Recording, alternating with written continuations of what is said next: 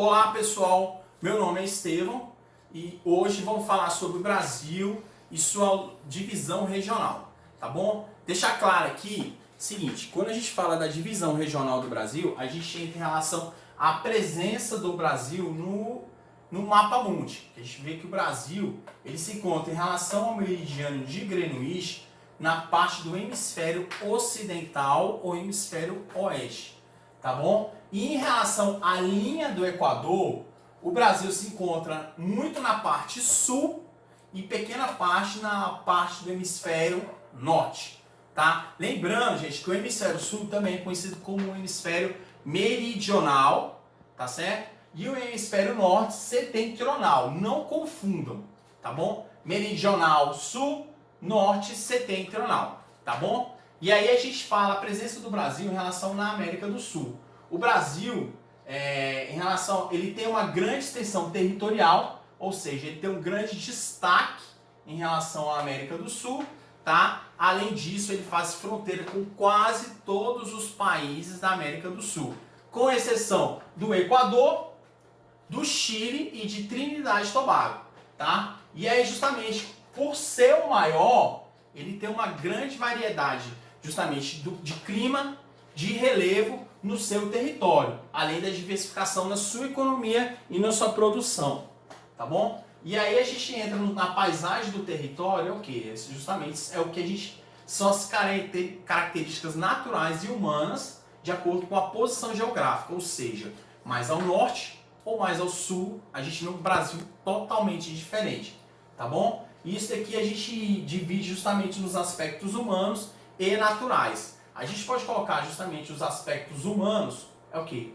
A presença da população, áreas que são mais desenvolvidas, tem grande participação da população, áreas menos desenvolvidas, tá bom? A gente vê a urbanização das cidades, a industrialização, que é tudo que o ser humano participa, tá? Só que quando a gente vê a urbanização e a industrialização, a gente vê que também aparecem os problemas sociais, a violência, a falta de saneamento básico, saúde, transporte, educação em áreas que deveriam ter, tá certo?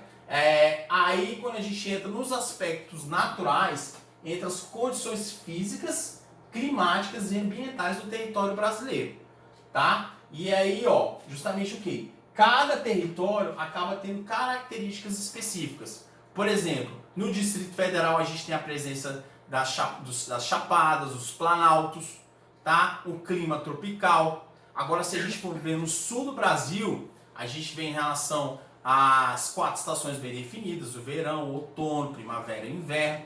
Aqui já no Distrito Federal já não tem essa diferença, tá bom? Quando a gente fala dos aspectos naturais, esse cara aqui, o geógrafo Aziz Absaber, ele deu uma ideia dos domínios morfoclimáticos, ou seja, domínio, dominação, aquela pessoa que manda naquele território. Nesse caso, ele colocou que seria uma relativa unidade que diz respeito aos aspectos naturais de uma região, ou seja, o domínio do clima naquele local, o domínio do relevo, tá? A vegetação e a hidrografia. Nessa divisão, ele fez 6 divisões de domínios. A gente colocou aqui o domínio morfoclimático, que tem a presença da floresta amazônica e o clima equatorial, tá? A caatinga, que é justamente o clima semiárido, poucas chuvas, baixa umidade, local que chove pouco. A gente tem o cerrado também, que tem as chapadas e planaltos, tá bom? E a gente tem as savanas, que é bem parecido com a savana africana, que é o clima bem seco. Pessoal, quem mora no Distrito Federal, vê que quando chegar na época da estiagem, agosto, setembro, você vê que a grama fica bem branquinha, mas na hora que começa a chover, volta tudo verdinho de novo, tá bom? Mares de morros, chuvas frequentes durante o ano, tá? Araucárias, que é o clima subtropical, a presença das árvores araucárias, e as pradarias, tá, gente? Que são os campos e o solo bom que fica no sul. Lembrando que essa faixa amarela geralmente são áreas de transição. O que seriam as faixas de transição? Ou áreas de transição? Seriam que teria a presença de 2 tipos de domínios no mesmo local. Ou seja, está trocando um tipo de domínio morfoclimático por outro. Tá certo? E aí a gente entra justamente nas regiões do Brasil que são as regiões? Justamente quando a gente vê a previsão do tempo na televisão, a pessoa que apresenta, ela não fala de estado para estado, ela fala por região. Porque se ela fosse falar de estado para estado, são 26 estados e o Distrito Federal, o jornal só ia ser isso, Jornal da Previsão do Tempo. E as regiões justamente fizeram essa divisão, por quê? Para consolidar o planejamento, para que o estado possa planejar as áreas específicas, tá bom? E aí entra justamente desde 1913, que não era oficial, mas foi criada uma divisão que levava em conta o estado natural, tá? Não existiam alguns estados brasileiros, tá certo? Nem algum ainda não era dividido, tá? E aí justamente o governo precisava desse número de pessoas, quantas pessoas tinha no Brasil, como ele poderia fazer o seu planejamento para ajudar a população, tá certo? Aí início, em 1938, ele criou o IBGE, o Instituto Brasileiro de Geografia e Estatística, que é responsável por essa divisão oficial do Brasil. O IBGE, a cada 10 anos, ele tem a obrigação de fazer o recenseamento, ou seja, ir na casa de todo mundo e fazer a contagem de pessoas, para saber como ele pode ajudar aquele lugar, quais são as dificuldades, tá certo? E em 1940 ele fez a primeira divisão, dividindo. Só que ele não levou em conta, o único conceito que ele levou em conta foi em relação à área natural. Ou seja, um exemplo que a gente pode colocar a presença da floresta amazônica nesses estados. Você percebe que em 1940 ainda não existia Roraima, não existia o Amapá, não existia o estado de Rondônia, tá certo? E isso foi feito justamente na localização. Com o tempo, em 1945, foi baseado a divisão do IBGE pela região natural, tá certo? Que ele fez divisão em 7 regiões e foi criado alguns territórios. Território de Roraima, território do Amapá, o território de Rondônia, tá certo? Mas se a gente olhar esse mapa, você vê que fica meio complexo aqui, porque um governo que, eu preciso cuidar lá da região centro-oeste. Tá, mas são 3, qual estado? Não, todo mundo tá com problema? Não, como é que eu posso ajudar? Entendeu? Essa divisão não ficou legal na época. Então, em 1970 foi feita uma nova divisão pelo IBGE, na qual ele dividiu em 5. Só que ele verificou não só os aspectos naturais do local, mas também os aspectos econômicos e o predomínio sobre o primeiro. Tá certo? E aí foi criado o território do Acre, tá bom? Foi criado o território justamente aqui, ó, de Rondônia. A divisão está bem parecida, só que o que acontece? Percebe-se a dificuldade da região centro-oeste, que só existia 2 estados, além do Distrito Federal, que ainda estava sendo, já tinha sido criado, mas o Mato Grosso e o Goiás. Cara que governa aqui Mato Grosso, se a capital é aqui, como é que ele vai verificar o problema lá no sul? Entendeu? É uma grande dificuldade. E aí, justamente, em 1990 foi feita a última combinação. Só que ele não levou em conta só os elementos demográficos e naturais. Ele levou os econômicos das áreas. Tá certo?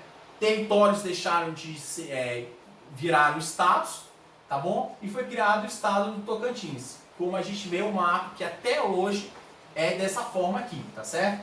Mato Grosso, Goiás, Mato Grosso do Sul, Tocantins, que era parte do Goiás, foi para a região norte, tá? Uma coisa que a gente sempre dá exemplo em relação ao Goiás é o que? Quando era um estado só, muita gente que morava no norte do estado do Tocantins, que antes era o do Goiás, ele tinha que resolver o problema na capital, ele perdia quase um dia de viagem para chegar na capital do Goiás, resolver o problema e no outro dia ele tinha que retornar, porque não dava tempo de ir e voltar no mesmo dia, tá certo? Mato Grosso foi a mesma coisa, foi criado o estado do Mato Grosso do Sul, que facilitou essa mudança, tá certo? Tocantins foi acrescentado e não existe mais território. Fernando de Noronha foi acrescentado ao estado de Pernambuco, tá bom? Cada estado tem uma característica específica, tá bom, gente? Região norte a gente vê a presença da floresta amazônica, região nordeste a gente percebe que são os estados que todo mundo tem saída pro litoral, tá bom? A gente vê muito, você vai viajar, vou pro Nordeste, já vai pra praia.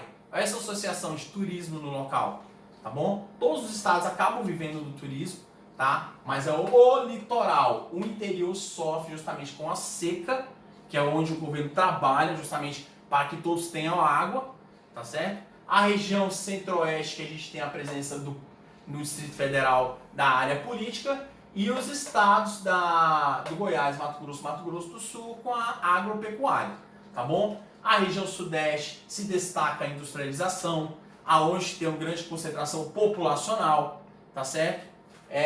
E a gente entra também em relação à região sul, os estados que receberam a maior quantidade de imigrantes, que vieram da Europa ou da Ásia.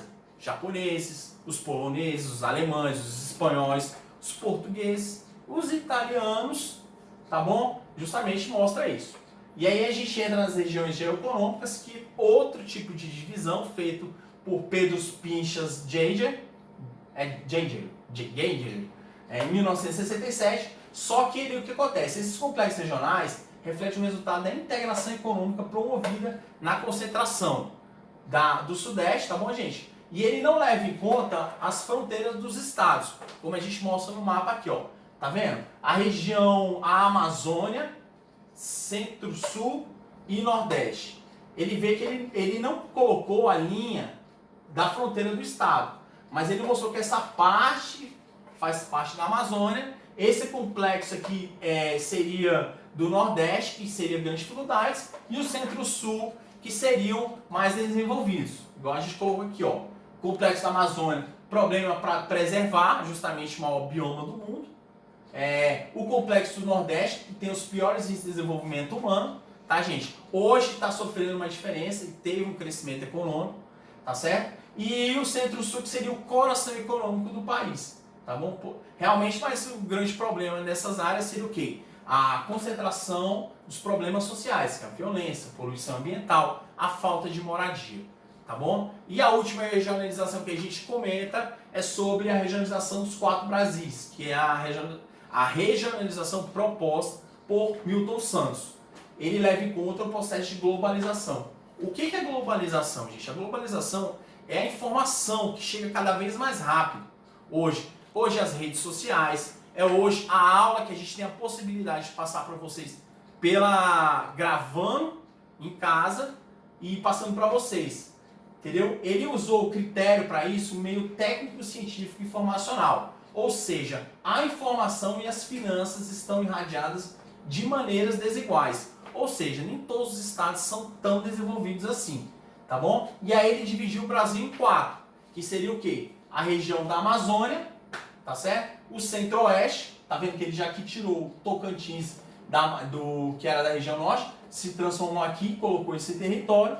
A região Nordeste, que seria a região que tem grandes dificuldades econômicas, e simplesmente juntou a região concentrada, que seria a região Sul e a região Nordeste, que são as regiões mais desenvolvidas, tá certo? Gente, é isso. A gente quis passar um pouquinho sobre essas informações. Dúvidas, entre em contato conosco, tá bom? Obrigado e um bom dia para vocês.